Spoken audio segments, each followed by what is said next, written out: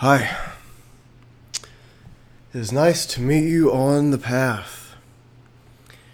Today's episode is called Angels and Demons. So what are the angels in your life? Who are they? Who and what are the demons? Are you the angel or demon in somebody else's life?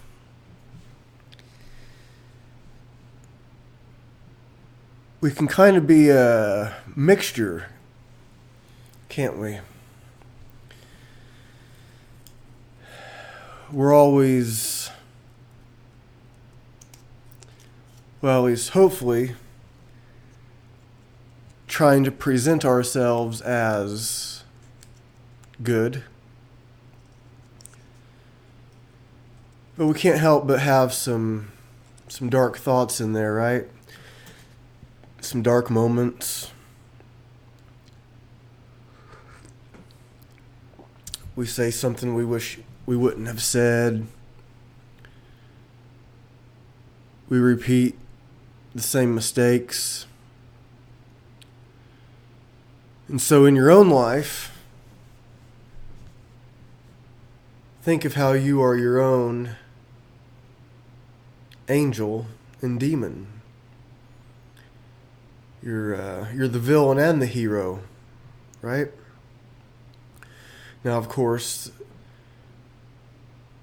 you've probably had some recurring themes in your life. For instance, it's very common for women who were abused when they were young to then end up with a partner, a husband that is the same way.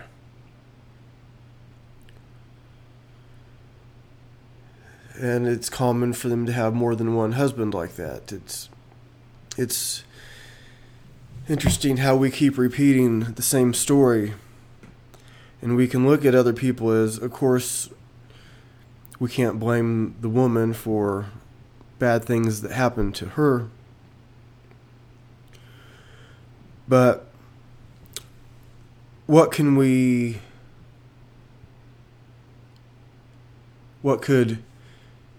she do differently? You know, I've personally heard this story from many people that I know.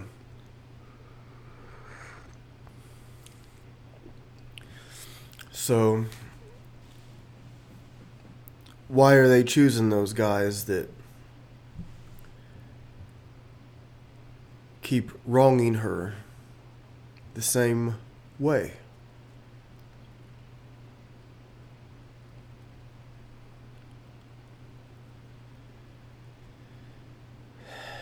It's somewhat fascinating why we will choose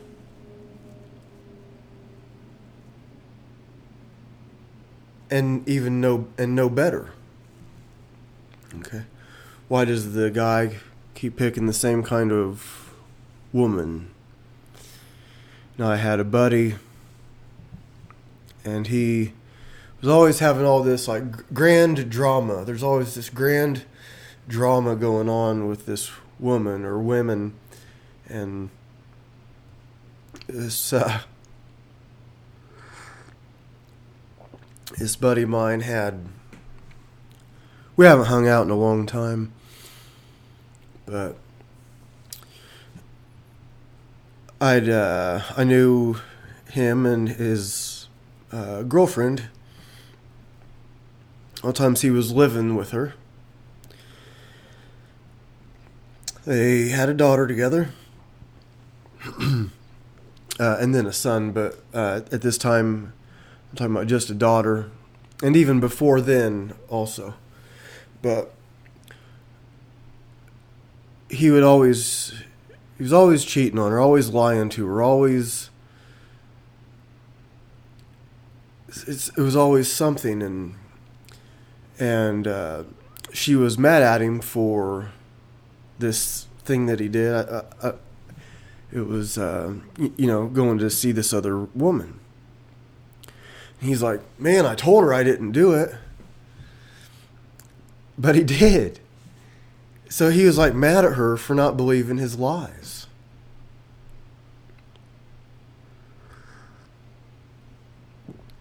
Isn't that, I mean,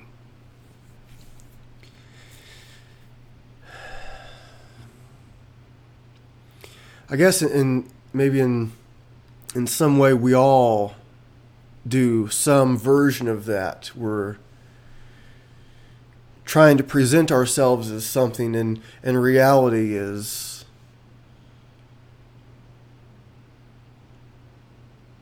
holding up a mirror saying, dude, what are you talking about? Like, I don't like that mirror. That's a funhouse mirror. It's curved funny. No, it's not. No, that's a real mirror. You just don't like that mirror. You just don't like the real one while you're trying to present the curved funhouse mirror version of yourself.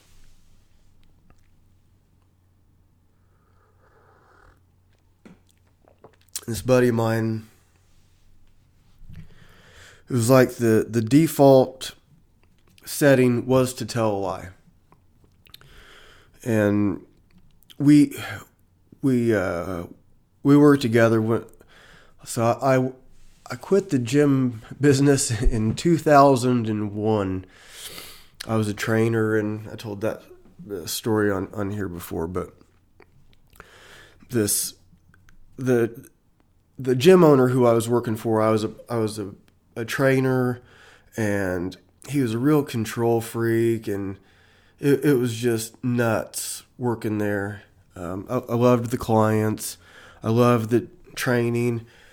It was just, that guy, the owner, was just, he really sucked the passion out of the business for me. So I quit. I trained people for free, friends and friends of friends, and I just didn't want to be in the business anymore. I was still doing all the same stuff. I was just helping out people that I knew, and they could bring friends over and would just train. But anyways, after that, I started selling lawn care, and I met this buddy of mine. We ended up being pretty good buddies, so I know I'm kind of talking bad about him. But yeah.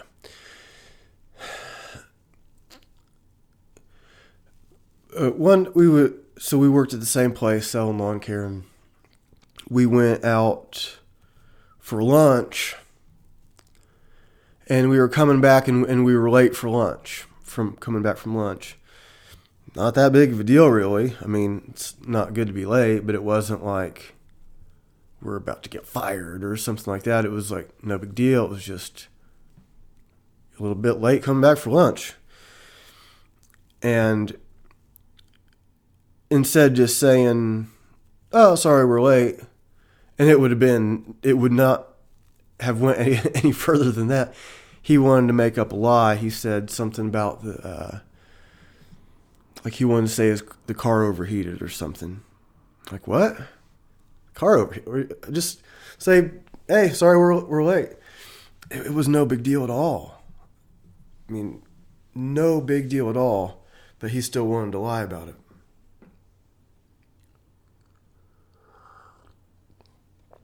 So I didn't correct him, but I didn't go along with it either. I didn't say anything.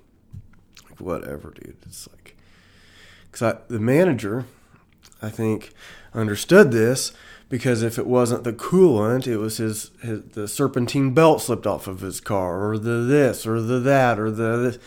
And when really, I mean, we were sales guys, so a lot of times we wouldn't even get I call it a lunch break, but it might have been like at 5 o'clock at night or something like that, because we'd be out during the day doing estimates and stuff, and then we'd come back and then get on the phone and call the people we did estimates for at night.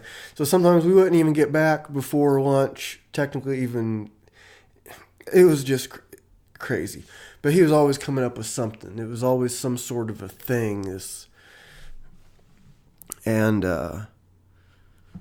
So this was a long time ago, but I seem to kind of remember the manager like, it's not true, but fine, whatever. It's not a big deal. But it was just like everything in his life was always this grand drama. It's like he was his own worst enemy.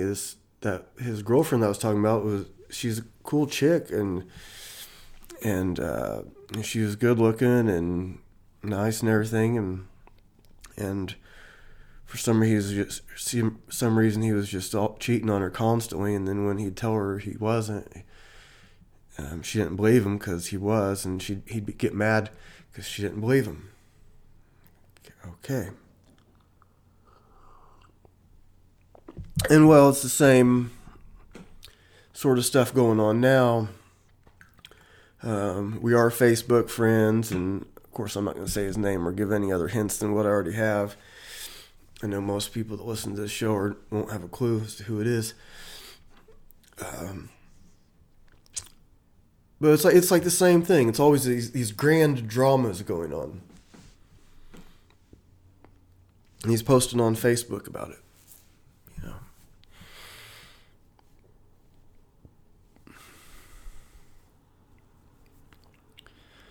So my point isn't to just talk bad about a friend of mine. The point is, what goes on, we're all, even though we might not be at that particular extreme in that particular set of circumstances, we all have that kind of grand drama in our mind going on, don't we? The angel side and the demon side just fighting each other to who's coming out today, who's coming out to play today. And so we might tell this little lie. Maybe we're lying to ourselves. Maybe we're lying to somebody. Maybe we're not in a good relationship at all, but we're going to take a selfie with our partner and put it all over Instagram and Facebook, and with hearts all over it. I can hate each other. Maybe do stuff like that. And what else? What do you do? So, and so when we were talking about the angels and demons,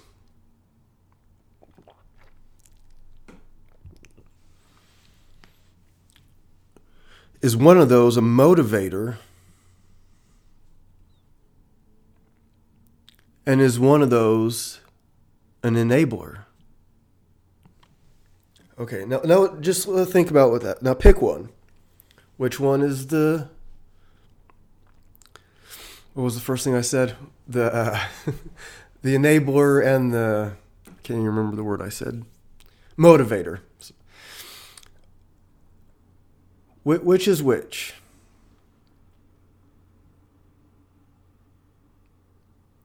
Can you see how they can both fit in each category? I think you have that demon, like, you're not good enough. You're fat. You're skinny. Your biceps are not big enough. You need to wear long sleeves because your biceps aren't big enough.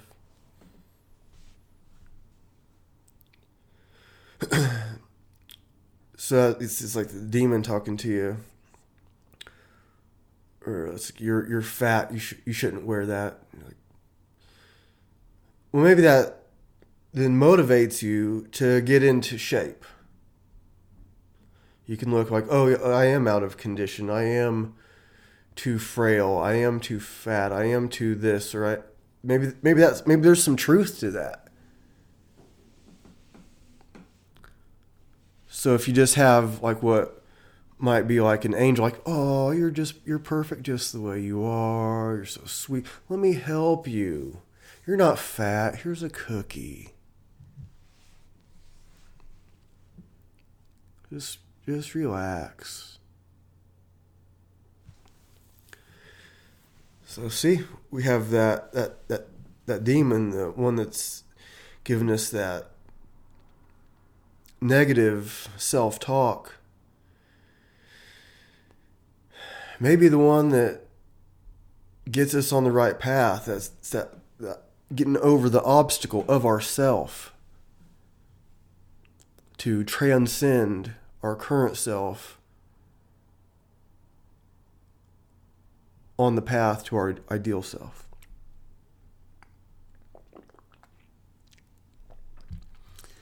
And that angel, the one that may come to save you,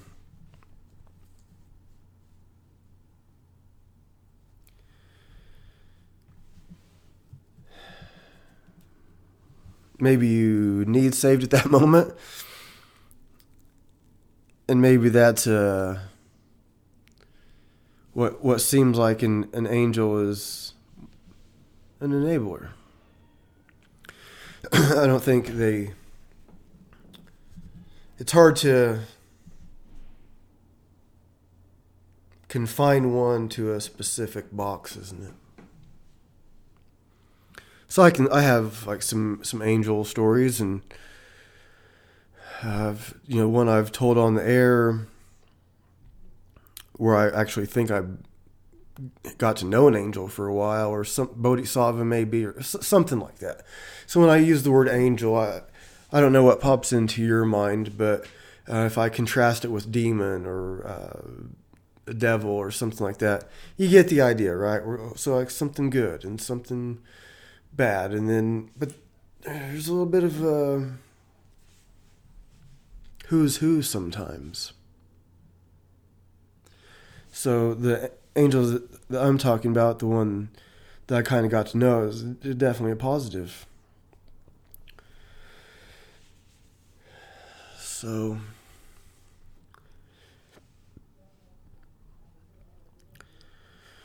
when we're talking about the angels and the demons, the voices in our heads, and then what do we let out? We can find these mentors around, right? And for instance, I had some. I'm part of White Pine Wilderness Academy. I've been an instructor there. I started like 3 years ago, like strength and conditioning classes, but also I had my students climbing trees. I taught martial art there. So my strength conditioning classes were a bit different than what you would see at the YMCA or something like that. Kids would meditate at the end of class, read ancient stories at the end of class, like a short story. Adults were doing all kinds of cool stuff. But anyways, we're developing this program. Me and I've had all three of them on the show actually. Joey Lavelle, Richie Todd, and the owner Matt Scholl. They've all been on the show. They're all instructors that I respect immensely. And for our part of the 8 Shields model, my part with Joey and Richie is the Southeast, it's like fighting, movement, play, and strength. And a book that Matt recommended that we read was David Goggins' book. So David Goggins, he was Navy SEAL, got into Army Rangers after that, was just this amazing high achiever that came from like a terrible upbringing. He saw his dad beat his mom. He saw his dad cheating on her, and just it was all kinds of just terrible things. And so Goggins grew up in this, I don't know if you call it like the worst case scenario, but it was bad. It was real bad. And so through just like grit and determination, he was able to achieve extremely high levels of the military, the highest levels of the military. And then getting into like these crazy endurance races, like 100-mile races and pull-up records, and like all kinds of amazing things. And he's the audio of his book has someone else reading it, but in between chapters, Goggins has a short conversation with the reader. And so you hear his voice and the reader, and they're, digging more into like whatever happened. So like he's running on, legs that have fractures, and he's doing all these challenges under bad conditions, and he's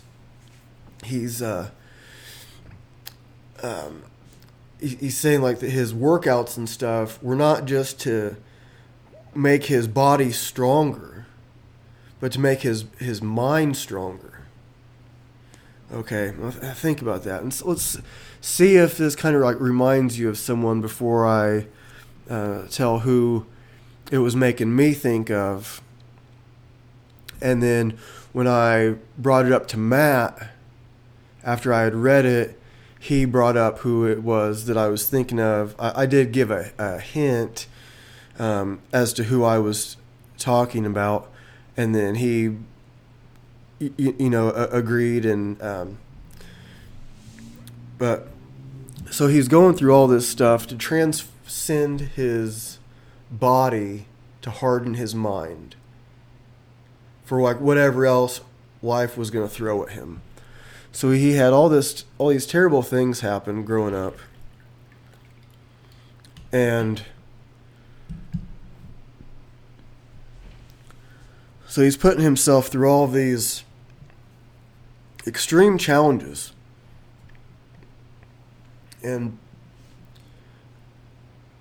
But not to build his body, because he's not going about that the best way. But as far as like transcending the body to harden the mind, it's certainly one way to do it. And so when I was given my feedback about the book, which I thought it was great, Goggins is awesome. He's a real motivational guy, real hardcore kind of a guy. And so I was sending the message to Matt and the other guys in the group, and it's like, well, to me, he's like in this intermediate stage of development. Not meaning, this is taken into account. Yes, he got to the most elite levels of the military. So I'm not saying he's like intermediate as far as his achievements or skills or and nothing like that. Navy SEAL, Ranger, we're talking the top of the top. Okay, so that's not what I mean by intermediate, but so that's kind of the intermediate stage of like his development, I would say. There may be a better way for me to put that. But I was saying that it, as far as, intermediate compared to like the middle path. So I put the middle path in the message. And then Matt responded back that, yes, he thought it was like Siddhartha. So the middle path, that's a clue that I'm talking about Buddhism. And so Matt is very familiar with Buddhism and Siddhartha. And it's like, yes, that's exactly what I was thinking. This is Siddhartha going through all of these crazy austerities. And then, but he doesn't stay there. Like, oh, yeah, you just need to, if you could just get down to a half a grain of rice per day, that's it, man. Buddha did all of that. So if in case you don't know, I'm sure most people that are listening know, but Siddhartha was the real name of the Buddha from like 2,500 years ago. He's what most people think of as the Buddha. The fat Buddha that you see, that's a different guy. That's a Chinese guy. Siddhartha was Indian. Anyways,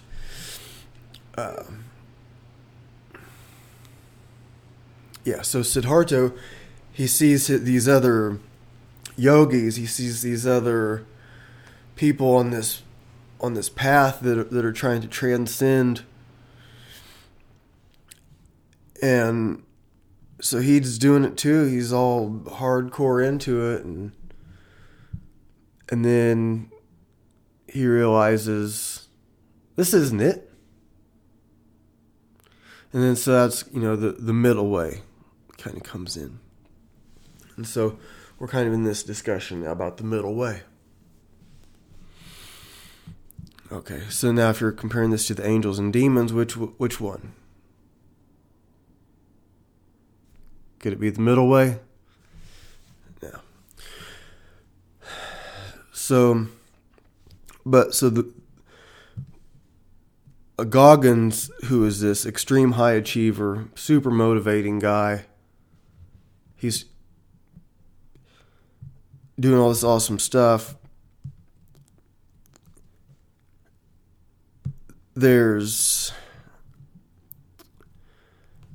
It'll be interesting to see what his next book is.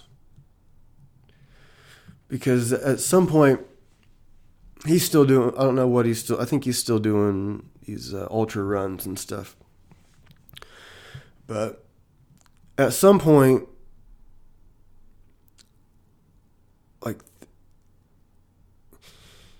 you'll have to come back to center. Now, does that mean his center is going to be where my center is? Probably not. Okay, so I'm talking about the middle way. Okay, I never got to elite levels of the military. I was never in the military at all. I'm not running ultra marathons, 100 miles on legs with fractures and cracked kneecaps and all kinds of that crazy stuff. If I have a fractured leg, I'm not going to run on it. I say that, but I have had broken toes, and I'm out there running with a weight vest. Okay, so I'm trying to make myself look smarter, and then I'm like, oh yeah, actually I do stuff like that. I've never ran a 100-mile race. I'm not trying to compare what I've done to Goggins, but there is some similarities there in the stuff that we do that may or may not make sense to people whose center looks different, whose middle path looks different. Okay, so this idea is, so Goggins'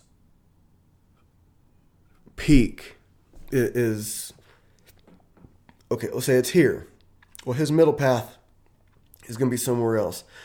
And maybe that middle path of his is less or is more than the peak of someone else's. Okay, now across the board, that's all. It's going to be the case almost certainly in many places. So where's my middle path? Okay, I've tried to learn from injuries not to to like train around them. But I have had broken toes. I've had and jogged with a weight vest on, and it usually doesn't help the toe. You know, if you do martial arts, you've probably had a broken finger or a broken toe, and you go to class anyway. You train anyway. There's ways of working around that kind of stuff. But there's a point where it's between you're doing this for your health and fitness, and then there's a point after that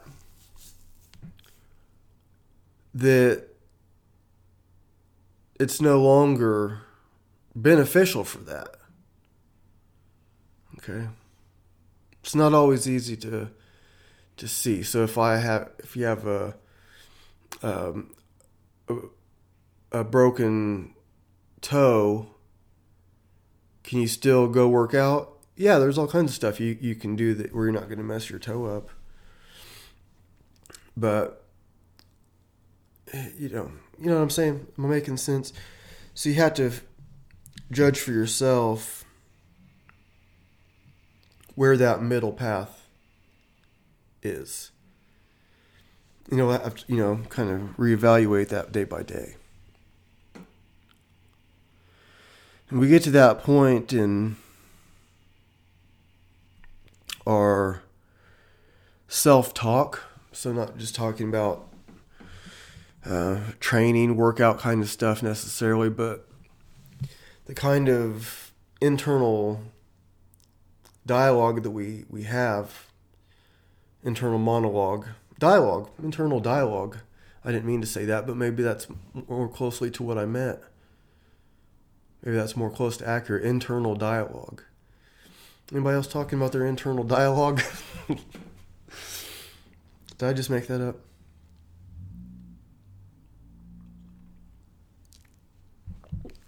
But that internal dialogue of the angel and the demon, right?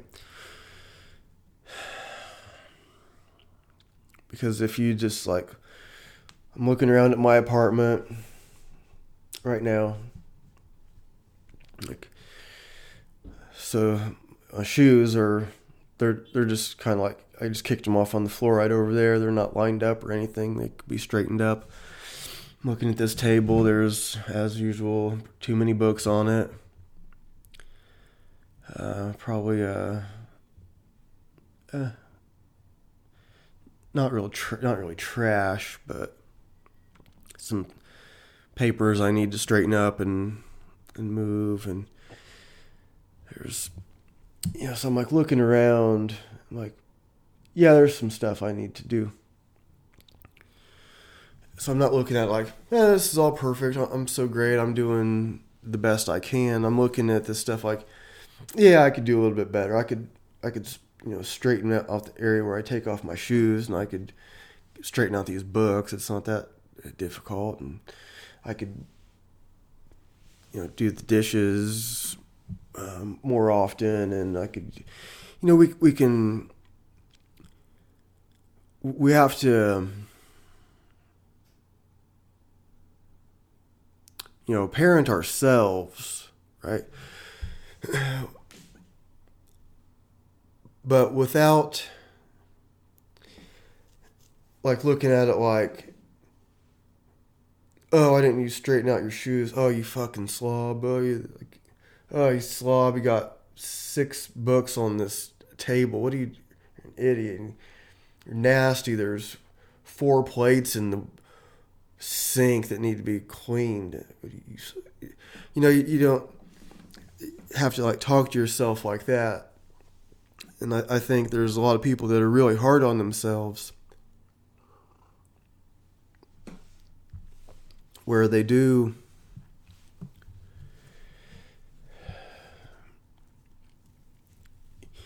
cross that line between a healthy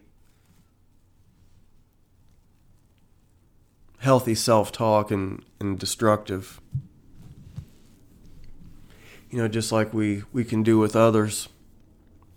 When I've talked about it before, where I was teaching his kids this wrestling game. They were doing in the sumo game, and one of the kids wanted to wrestle another one of the kids, and they said no. And I was like, oh, you have to, it's all we're all having fun, and this isn't no high pressure situation at all. But maybe in that kid's mind, it was a little bit. It's like, oh no, if somebody wants to fight you, you have to do it. And so they end up getting in and having fun. And I realized, maybe it's we understand this kind of thing intuitively, but if you want to play with somebody, you may not think it all the way through, but you're attracted to them in some way. Attracted as in you think they would be fun and safe, and so that's why you might pick somebody to be your partner in a potentially dangerous game like sumo wrestling. Okay, so are you going to pick the mean kid? Maybe, if you think you can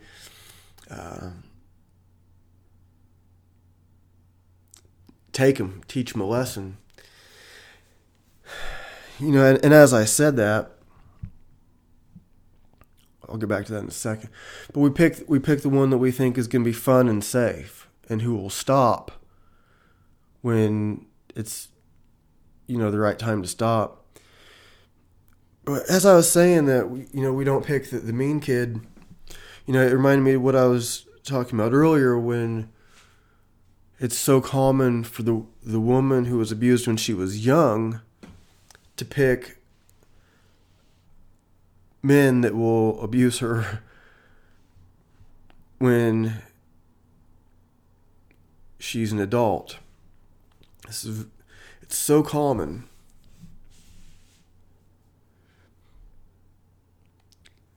So I'm not saying I have all the answers here. That is kind of a factual thing. That's a thing that happens. But why does it have anything to do with, and I haven't really been thinking about this for more than the last 10 seconds when I just said it, but so that, is there something, okay, it's kind of coming to me now. Maybe maybe we're getting somewhere here, I don't know. So say there's the kind of the bully, around the wrestling game. And I have not experienced this with the kids that I've trained, and it's been quite a few of them. I never witnessed a bully situation. I don't think, not that I recall. There was one thing that I had to put a stop to, but and I could probably think of more. But is there something about that where one person can see the bully? I'm not just talking about kids now, but as, okay, I can do something about this, right? Is there something about, and then what could that do for me besides or by teaching this bully a lesson? What does that do for me? Is it just doing this bully a favor by teaching him a lesson, or does the person teaching the boy a lesson get something from it too? So, I'm not a psychologist or anything, but I have had relationships with women that were in abusive relationships before, even as a kid, really young girl, and then one of the ones in particular, she was in not a physically abusive relationship, but a like mentally abusive, and then like cheating scenarios and stuff with her ex-husband and then another fiance. I never did any of that. I never cheated on her. I never cheated on anybody. Never did nothing like that. But is there something about maybe that if the woman gets to be like, as an adult, and she sees that guy that's abusive, is there somehow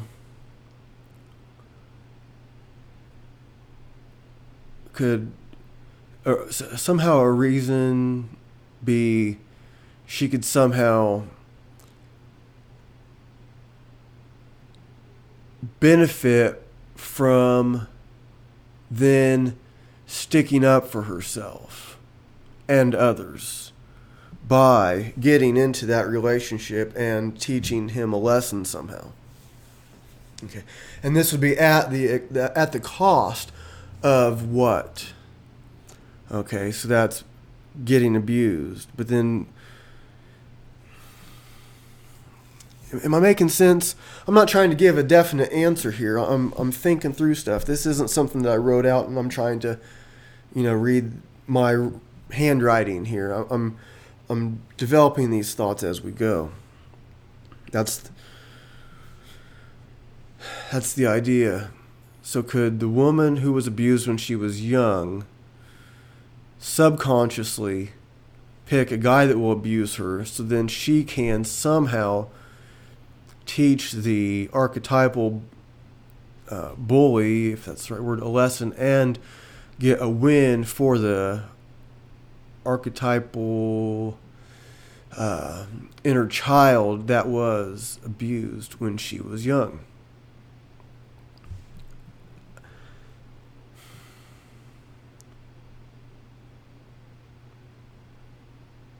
It's worth thinking about and maybe trying to put into more coherent thoughts. But I think that's enough to, get us like thinking about that. So these, these angels and demons, right?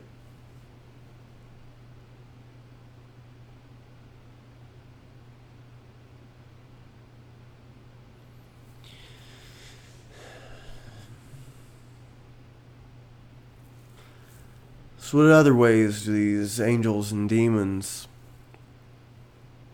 come into play in your life? So besides, so I have my own gym. I do have a partner there, and then another partner there's stuff going on. One partner, Chris, he trains his clients there regularly, and then our other partner is Valery Fedorenko, and there's some stuff cooking with him too that I can't get too into yet, but cool things are happening. But what was I saying? Oh yeah, so I do have that going. So I have like this thing that was always a dream of mine, is to have my own gym. And it's this cool place. It's got a ton of kettlebells. Actually, more than a ton. And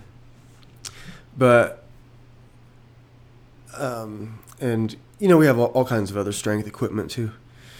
And I have people over to train martial arts, there's a lot of cool people there doing a lot of cool stuff, and I couldn't be happier about it. It is not my only source of income.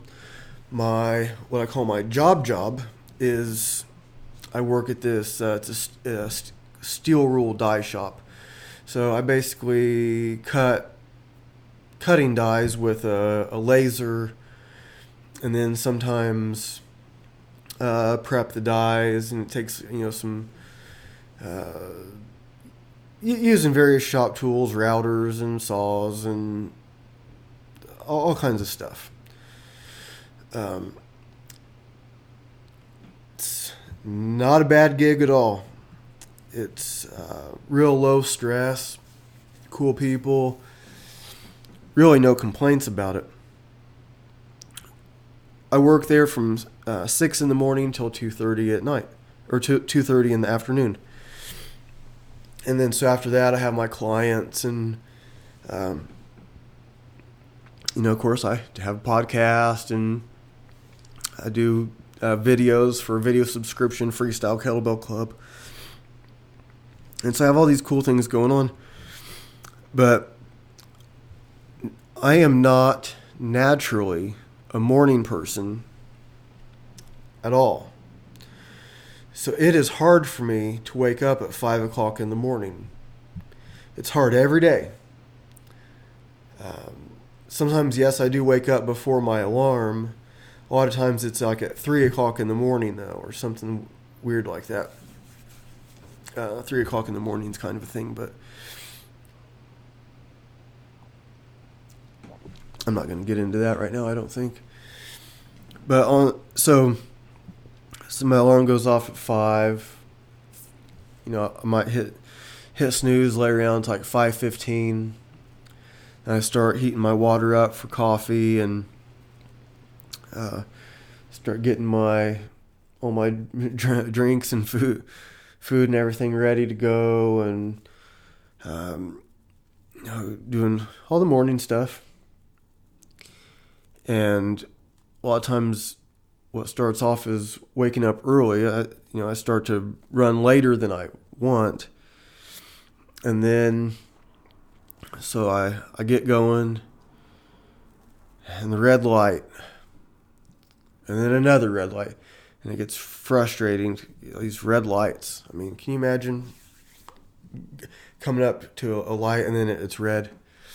I mean, it's just the worst thing if you're running late. Now, if you're not running late, it's not a big deal. It's just a red light. I mean, lights are red sometimes, they're green sometimes. Other people got to go too. They got to stop. They got to go. You're not the only one on the road. The red lights and green lights are for everyone that drives. It's not a big deal if you're not running late. If you are running late, that red light is just awful. The universe hates you. That's why it's red. Why is that light red? Because the universe hates you. Your life is miserable because the universe hates you. If you were there 5 minutes ago, it would just be a red light, not a big deal. Plenty of time. just a red light. So these stories that we tell ourselves, and as we're going about these daily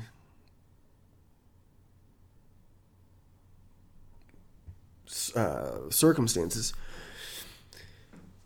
can really make up a lot of the way our life is, just the story we tell ourselves. And so I'm not a real high stress kind of guy. If I do get mad, it's just for a second. I mean,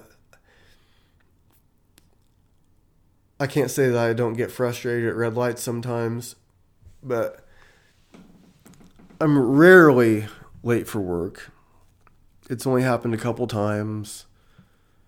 It's and it's not a big deal. It's another thing about this place. You could clock in up to 7 minutes late and still be considered on time. And even if you're late a bunch of times, from what I understand, nothing really happens. So it's still not cool to be late. I still don't want to be late. But even if I was, it's not a big deal. So if I get to a red light and I'm frustrated, it's for no good reason, except, to be that little demon in my mind that might be like, hey, you should have left 5 minutes earlier. Then this would just be a normal red light, no big deal. So we have to learn how to balance these angels and demons out, don't we?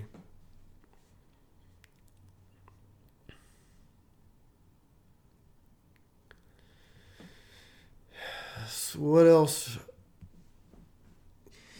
comes up where this epic battle of the angels and demons in your mind occurs? What else?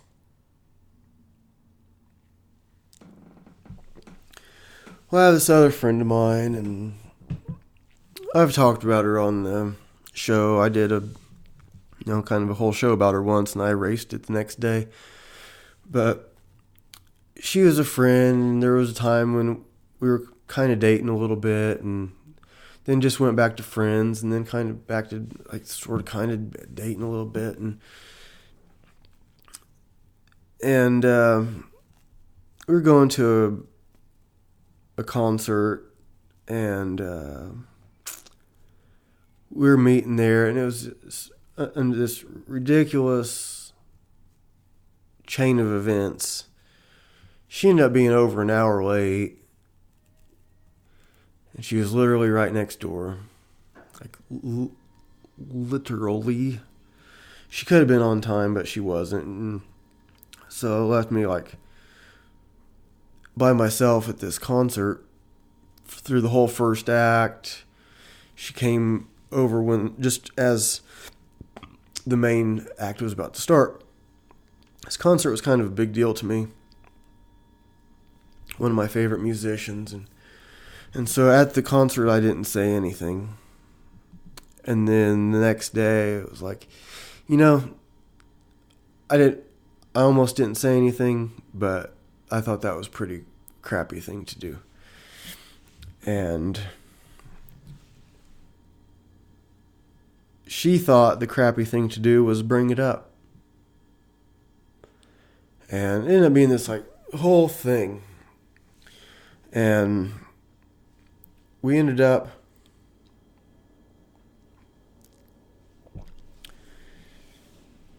what I thought was come to grips about it. It was okay,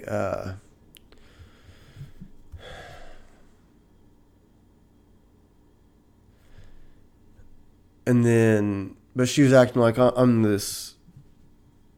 I mean, I wasn't yelling at her. I wasn't cussing. I was it was just hey, this. I thought it was, pretty crappy thing to do. We had these plans, and then you're just anyways, she ends up making it seem like it's my fault, and she doesn't want friends that do that kind of thing. What? And so we'd only spoken once since she wanted me to basically see if I could help her maybe get a job at this place that I know of. And I tried. I mean, I did what I could. I was I'm not one to hold a grudge or anything, or try to keep somebody from a job. I mean, I've helped a lot of people get jobs. People have helped me get jobs. I think it's just a cool thing to do. So I tried to pave the way a little bit for her, and just our conversation, even when she was asking me about that, was still I was the bad guy. I'm thinking, this is nuts.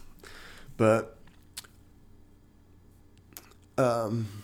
so it's been quite a while, several months, and the other day she was kind of popping in my mind a bit, and it's well, it's been a while. I'm going to send her a message and just say hi. Hope things are going well. So I sent it and I didn't get any response. But, what do you do?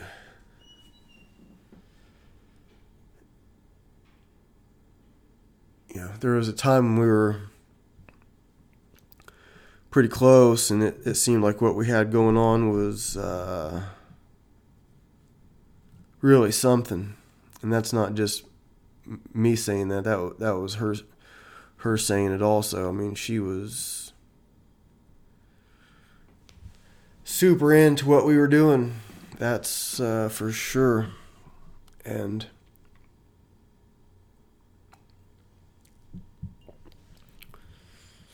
we'll see how it goes. If she sends me a message, I'll respond. If she calls, I'll answer. If she's stuck on the side of the road, I'll go get her.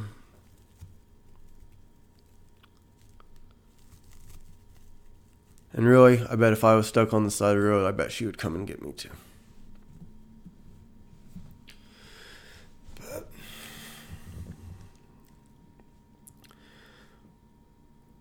I don't want to have that as my only option. I would check with Uber first. See if, Anyways. How about a little Khalil Gibran? And a poet said, "Speak to us of beauty." And he answered, "Where shall you seek beauty? And how shall you find her unless she herself be your way and your guide? And how shall you speak of her except she be the weaver of your speech? The aggrieved and the injured say, beauty is kind and gentle. Like a young mother half shy of her own glory, she walks among us. And the passionate say, nay, beauty is a thing of might and dread. Like the tempest, she shakes the earth beneath us and the sky above us. The tired and the weary say, beauty is of soft whisperings. She speaks in our spirit. Her voice yields to our silences like faint light that quivers in fear of the shadow.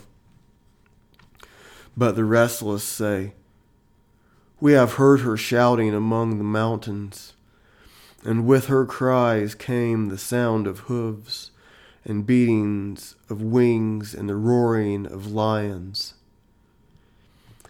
At night the watchmen of the city say, beauty shall rise with the dawn from the east. And at noontide the toilers and the wayfarers say, we have seen her leaning over the earth from the windows of the sunset. In winter say the snowbound, she shall come with the spring leaping upon the hills. And in the summer heat the reapers say, we have seen her dancing with the autumn leaves, and we saw a drift of snow in her hair. All these things have you said of beauty, yet in truth you spoke not of her, but of needs unsatisfied, and beauty is not a need, but an ecstasy.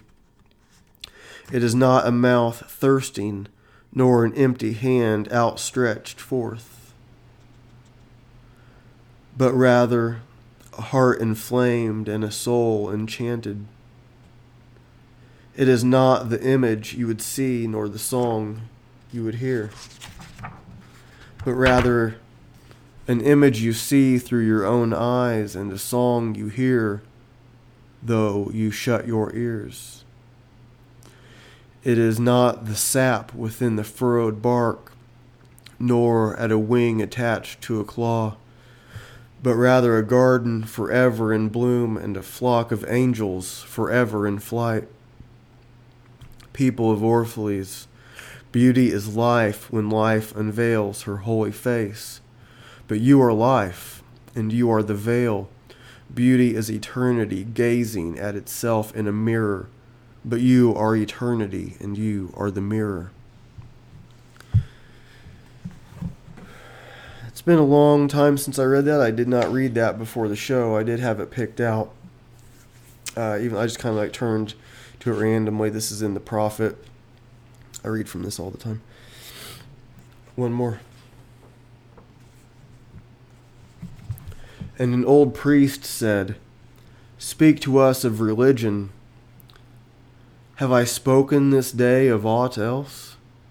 Is not religion all deeds and all reflection, and that which is neither deed nor reflection, but a wonder and a surprise ever springing in the soul, even while the hands hew the stone or tend the loom? Who can separate his faith from his actions, or his belief from his occupations? Who can spread his hours before him, saying, 'This is for God, and this is for myself. This is for my soul, and this other for my body'? All your hours are wings that beat through space from self to self. He who wears his morality, but as his best garment were better naked, the wind and the sun will tear no holes in his skin, and he who defines his conduct by ethics imprisons his songbird in a cage. The freest song comes not through bars and wires, and he to whom worshiping is a window to open but also to shut has not yet visited the house of his soul, whose windows are from dawn to dawn. Your daily life is your temple and your religion. Whenever you enter into it, take with you your all. Take the plow and the forge and the mallet and the lute, the things you have fashioned in necessity or for delight. For in reverie you cannot rise above your achievements, nor fall lower than your failures. And take with you all men. For in adoration you cannot fly higher than their hopes, nor humble yourself lower than their despair. And if you would know God, be not therefore a solver of riddles. Rather, look about you, and you shall see him playing with your children. And look into space, you shall see him walking in the cloud, outstretching his arms in the lightning and descending in rain. You shall see him smiling in flowers, then rising and waving his hands in trees."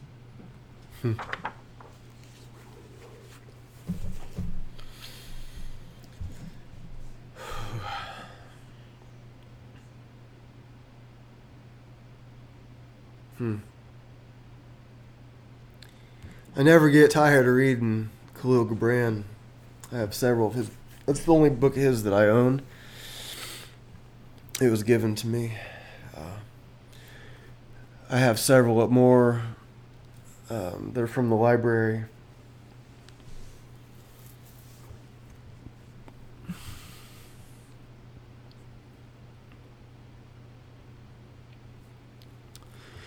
You know, there's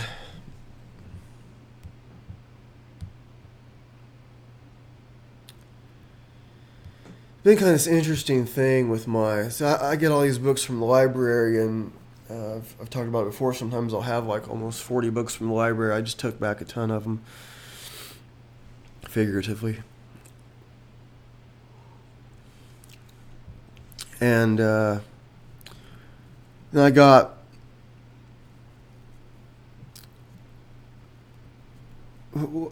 Audible, the app. I ended up canceling my subscription, and what I kind of found is, for the most part, I'm kind of like sick of reading books. You know, for all these years, you know, I've been reading spiritual books since I was a teenager. Got my first two yoga books in 1994 at a Grateful Dead concert, and I've like Bhakti yoga. It's like Krishna consciousness stuff, not the up dog down dog hatha yoga type stuff. Physical practice. stuff, like, just spiritual stuff. And really before then, even when I was a little kid, I go to my grandma's. So I'm, less than 10 years old. She lived like 10 houses down from us or something like that. And she had the encyclopedia. And I remember like looking up ghosts, poltergeists, and I'm looking up witches. Cause I'm trying to like figure out what's this stuff is real. Trying to like figure out what's real. So I would watch. She called them the spookies. We'd watch like the scary movies, like stuff that was on, like Sammy Terry and Elvira and these cool old spooky movies and stuff. And I guess I've always been interested in just like, well, what's real? And reading all these different like motivational things, like I was talking about Goggins before, who's done all kinds of amazing things, and some other people I've been like watching and listening to for a while, like Jocko Willink, who's another like Navy SEAL, went on to be like kind of like, I guess, sort of a motivational speaker, but like different. And so I'm getting all these books, and like I'm getting like these like spiritual philosophy books and physical training books. So I'm kind of like I'm kind of sick of them. And like just reading the Prophet, I like that. I'm not sick of that.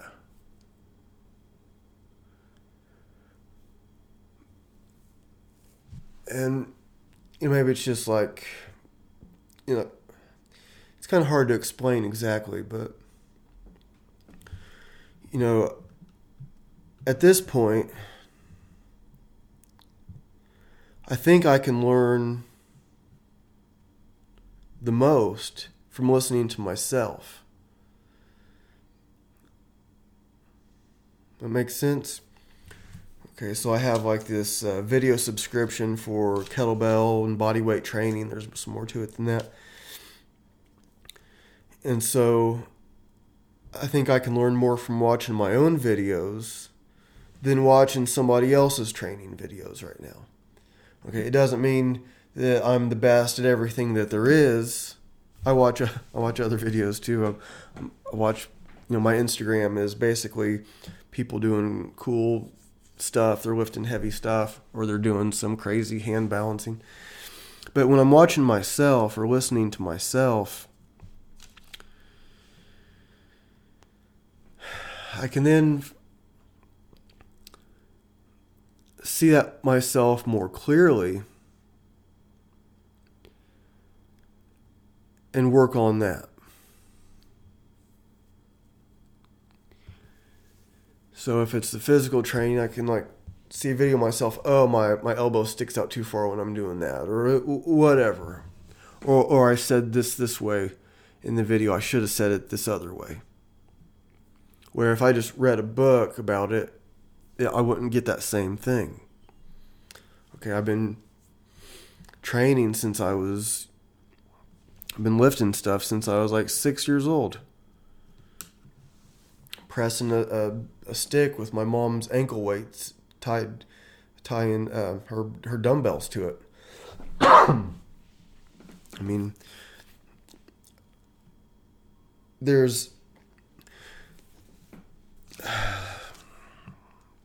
when I have had some coaching, and I'll still get coaching. Like I mentioned Valery Fedorenko earlier. He's, he has world records and stuff. So when he's giving me some tips, I'm listening for sure. It'd be crazy for me to not listen.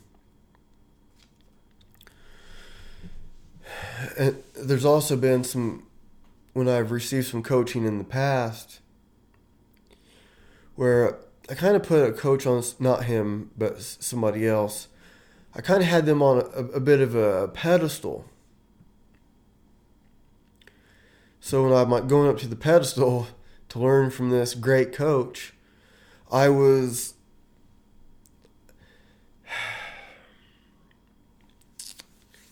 trying to tell myself it was better than what it really was. Not that they weren't really good, but that, hey, I'm pretty good at this stuff too. Okay. And so to get to the point in my training, which I did, I can say, it was right when it was just as I was opening my gym in April. Was my Strong First certification was about to be up. I had it for 4 years. I really respect it. It's a good certification. It's hard to get.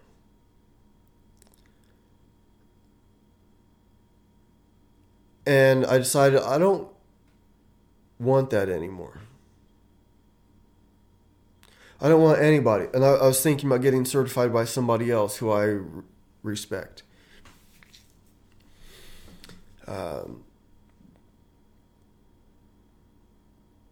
He's great. And I was going to fly out, talk to him about it, had the price, had the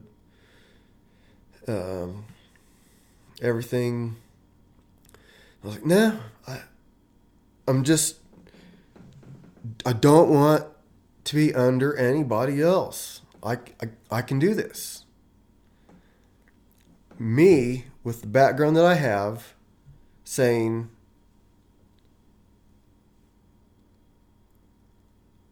I'm there too. Okay, not that I'm can outlift everybody. Not that I'm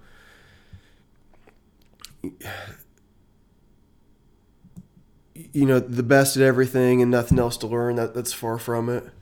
But like, I'm right there. I mean,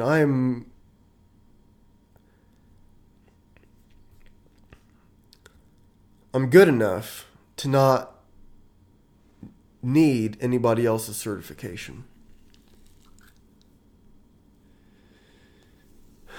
And we have to be, and when I teach people, I'm trying to teach people to be able to get there themselves.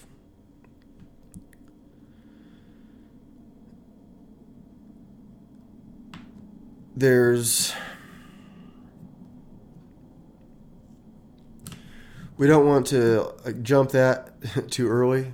We don't want to be given a false representation of ourselves.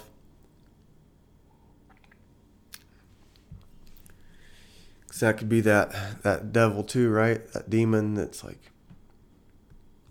the ego, the wrong side of the ego.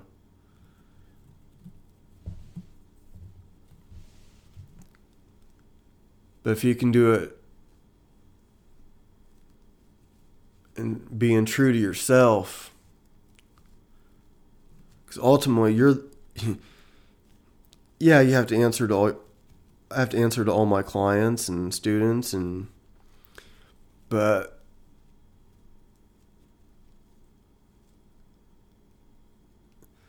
at some point,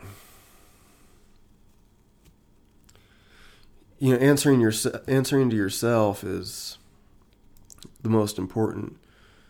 I've seen trainers that are just not that great, and they might be pretty popular as trainers. I think you could say most people are really trying to improve. That's the whole idea. And just because I think something doesn't make it the whole truth and nothing but the truth. But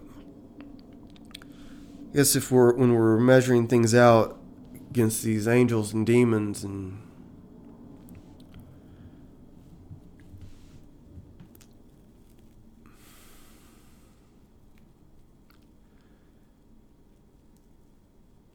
it's like two sides of the same coin a lot of the times, isn't it?